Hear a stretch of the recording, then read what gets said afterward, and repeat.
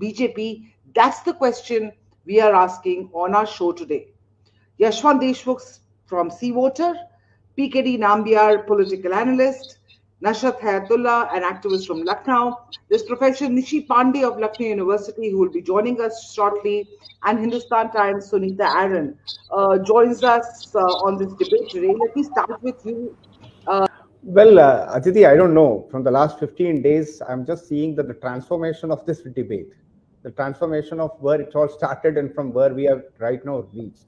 We are now talking about Udupi is the people from that Udupi or in that particular region are very poor and they are not even having an opportunity to go to those schools. The people who are going to, if you anybody who had seen those girls who are going to those schools, we will all feel that yeah, they are speaking wonderful English. They speak wonderful Kannada. They all look Yes, I heard like some of them. coming from a very good. And on most importantly, Aditi, please understand that the entire Malabar coast in this country is considered to be the most progressive place. The entire Malabar coast is, it has got a history of more than 5,000 years. And the Muslims in this part of the country is the most affluent, educated, and I mean you can't even compare. One of the most biggest problem which I always see is that the journalists and the people from the northern part of India, for them these areas are like something like some other continent altogether. Must go and see what is this place is all about. And over the last 20 years, what is the kind of changes which has taken place in this particular coastal area? TF5. I don't know whether how many people know about SIMI. SIMI started from this region. Yeah. PFI, SDPI, SIMI has become SDPI, SDPI has become PFI, PFI is the youth wing or whatever the school campus brand. There has never been, and firstly, let me also tell you for your, I mean, some of these debates are going haywire and talking about the rights and freedom, and it has been from generations people used to wear. Let me just ask you this. One way it is good that we are having such kind of a debate. Those who are supporting such practices, they're actually doing an injustice to a large majority of Muslim girls who do not wanted to go for such kind of a regressive medieval practice. And for another thing, that the first generation, I can give you thousands of examples, I can give you thousands of evidences. I'm not even talking about examples, evidences that clearly tells you that the first generation Muslims or the second generation Muslims or in the third generation or many generation of Muslims in India have never wore any kind of hijab or a burqa or any of those stuff. What happened that in the 1970 onwards, if you really look at it, I'm not saying that there may be some people who would have been doing it. I'm not saying that, but generally it has never been there. 1970 onwards, when the oil was discovered in the Arabian countries, and then the Arabia suddenly became an attraction for the people to go and work. And so the burqa is actually an Arabian culture. I am from this coastal area which you are talking about, this Udupi and the Malabar coast. I belong to that. I studied there till 20 years of my life I spent there. So I must tell you, it has never been there. So there is a huge demographic change which has taken place in this particular part of India.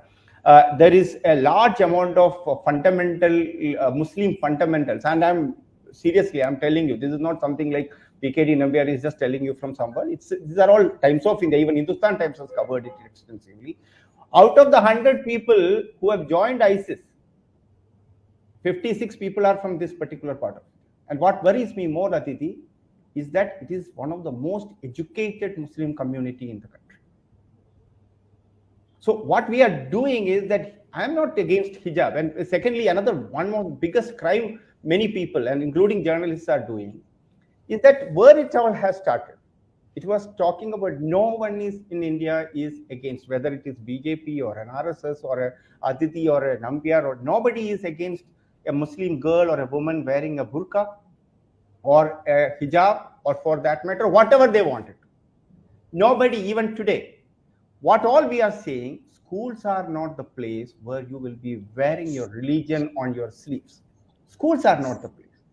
Every school, and forget about that also, I'll give you another example. 2018, there is a Christian, like both three of you said that you were all studied in the Christian convent schools. there's a Christian school in Cochin where one of the Muslim girl said that I wanted to wear hijab or whatever it means. She went to the High Court. High Court very clearly said, the Kerala High Court clearly told that, dear friend, if you wanted to wear a particular kind of a cloth, then what you do, you choose a school or a place where you can do that. The school has got a uniform, it has got a policy, it has got a style which it wanted to, and it is a place, it's a temple of education. It is not a masjid, it is not a typical temple, or it's not a church either. But you know, while your argument is absolutely, I mean, I'm not going to. When my argument is right, why there is a why? I'll tell you why. I'll tell you why, Tikiri. Your argument is right, and in certain respects. But what I want to know is that there is also there is also, as I said, the parliament. Let's look at our I'm sitting in Uttar Pradesh right now in Noida. My chief minister wears saffron robes. I'll tell you. Aditi, for your benefit, I will phrase this question for you. Yesterday, another journalist on a show asked me this question: that why my CM should be wearing, why my CM can a saint be the chief minister? Parliament can the saffron clothes are even wear? A saint can be the chief minister. I'm not saying that. I'm just saying that if a saint can be a chief minister, why and occupy a constitutional post when there are members of parliament who will wear saffron robes and be in parliament, which is again a constitutional, a member of parliament is a constitutional post, right? So if all of that is agreed, then why can't these girls wear hijab? That's my humble. As I said, I can give you a wonderful. I'm giving you a clear answer because this is the same question yesterday also thrown on me. So I give an answer. So I'm very well prepared. I am categorically saying, if the Parliament of India decides to have a uniform for all its members, so if an MP coming from Kerala and Tamil Nadu or in Bengal, they are wearing dhoti or for that matter different clothes as on today, and decides that there is a uniform for all MPs, I must tell you that I will approve for that everybody should wear it.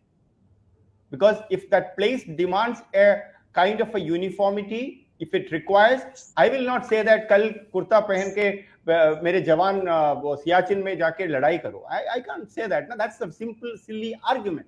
So there is a uniform for all the places. Why you are not wearing? Will you have HT tomorrow have an anchor who is wearing a complete burqa and doing a show? Will HT allow you to have a burqa clad wearing?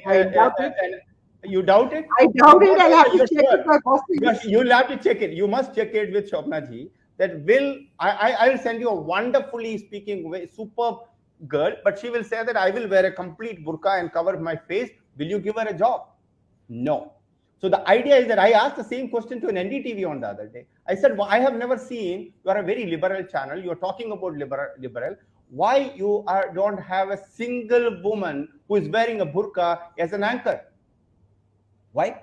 So there is a hypocrisy of the liberals. I wanted to say, see, all these liberals are saying that burqa is a choice. It's a fundamental right. It is not. Let me tell you this. It is not. It's a choice imposed on them. A girl of I am a father of a girl who is in 8th class. I believe that, and I strongly believe that, and I'm sure that for many people like me, would be the one who will decide on them what kind of a clothes they wanted to wear. It is not a 3-year-old kid or a 5-year-old kid is wearing a burqa or a hijab or anything. Do you think that it is a choice? No, but 5-year-old kids don't wear a hijab. They end up helping the BJP. It is actually the other way around. You need to understand that for the first time, the Muslim women specifically were very, very inclined towards Modi and Modi's leadership, because we all know that Modi is the leader who had the courage to implement the triple talaq, and I think that was one of the so that is something muttalaq, triple talaq, and that is something which made Mr. Modi as a very popular figure amongst the Muslim women. And in fact, there was in 2019, most of the people like journalists were all talking about that the Muslim women in a major way have voted in favor of Mr. Modi. So there is no reason for the Muslim woman to go against him even today. But flaring up such kind of an issue and making it as a UP election issue and etc. is definitely not going to be in the interest of Mr. Modi or the BJP. It is not going to be in the favor of Mr. Modi. It will be going against it. So I think saying that the right-wing people or the BJP is flaring it up to make it as a communal divide is an illogical assessment. So in anyhow, he will only that is what the opposition is saying. Aditi, before you invite others, just a line. No, I'm just telling you one thing related to burqa. One thing related to burqa, I just wanted to say. Today we are talking about hijab, followed by burqa, followed by different classrooms for both the girls and boys, followed by Sharia law. Talibanization is what the PFI wanted to practice. Unfortunately, the educated Muslims, and my worry is nothing else other than if somebody who is from a village in the UP, who is uneducated, a Muslim girl or a woman is being used for fundamentalists, then I would not be very surprised. I would say that, yeah, they are not so educated. They do not have a means to meet. So they are getting into the fundamental way. Maybe they have been polarized because of whatever people have misused their poverty. But here in this case, my worry is that the organization like PFI is thriving, that's the word I'm using, is in a place where the Muslims are rich, affluent, highly educated, and that is the place the fundamentalism is coming up. That is the place there is a complete demographic changes taking place. That is the place they are asking for a separate Malabar state.